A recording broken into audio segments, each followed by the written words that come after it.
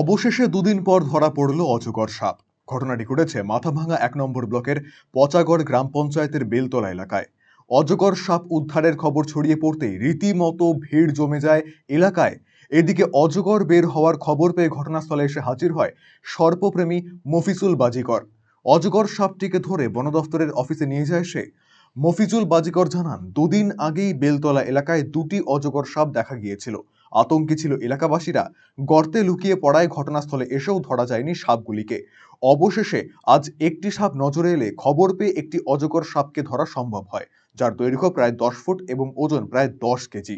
বন দফতরের রেঞ্জ অফিসারের নির্দেশ অনুযায়ী অজগরটিকে জঙ্গলে ছেড়ে দেওয়া হবে। এই বেলতলা এলাকার মধ্যে দুটো অজগর রাস্তার ধারে খুবই উৎপাত করছিল। তো সাধারণ জনগণ একটু ভয়ে ছিল, পরে আমাদেরকে খবর দেয় এবং আমরা কালকেও আসছিলাম। আসার পরে সেই সাপটাকে ধরতে পারে, এটা গর্তের মধ্যে ঢুকে গেছিলো। আর অবশেষে আজকে একটা ধরা হলো, আর একটা আছে, ওটাকে চেষ্টা করা হবে ধরার জন্য। যেটা ধরা পড়লো কতটুকু লম্বা এটা প্রায় 10 ফুটের কাছাকাছি হবে এবং ওজন? আর ওইটা তো প্রায় 8-10 কিলো এরকম হবে। আরেকটি যেটি দেখা গিয়েছিল সেটি কত বড়? ওটি এখনো আমার নজরে আসেনি, এখন নজরে আসলে এখন একটু চেষ্টা করবো ধরার জন্য। আচ্ছা, এখন যেটা ধরা পড়লো সেটা কি করা হবে?